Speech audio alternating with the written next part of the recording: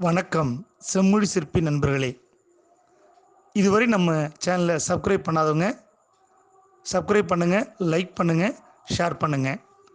இன்றைய பதிவில் நாம் காண இருப்பது பிறவி பாவம் நீங்க இதை செய்யுங்கள். வாங்க வீடியோக்குள்ளே போகலாம். வைகாசி மாதத்தில் வரும் பௌர்ணமியும் விசாக நட்சத்திரமும் இணைந்து வரும் நாள்தான் வைகாசி விசாகம் என்று சொல்லக்கூடியது. இந்த வைகாசி விசாகத்தில்தான் முருகப்பெருமான் அவதரித்தார் என்று புராணங்கள் கூறுகின்றன. எனவே இந்த நாளில் விரதம் இருந்து வழிபட்டால் நினைத்த காரியம் நடக்கும் என்பது ஐதீகம். 27 நட்சத்திரங்களில் விசாகம் கிருத்திகை தான் முருகப்பெருமானுக்குரிய விரத நாட்கள் ஆகும். பொதுவாக விசாக நட்சத்திரம் ஞானத்திற்குரிய நட்சத்திரமாக கருதப்படுகிறது.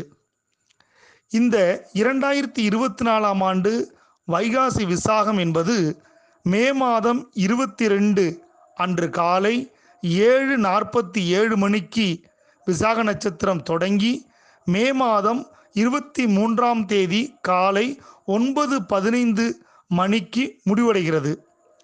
விரதம் இருப்பவர்கள் மே 22ஆம் தேதி புதன்கிழமை விரதம் இருக்கலாம். அந்த நாளில்தான் விசாக நட்சத்திரம் முழுமையாக உள்ளதால் பூஜைகள் வழிபாடுகள் செய்வது சிறப்பாகும்.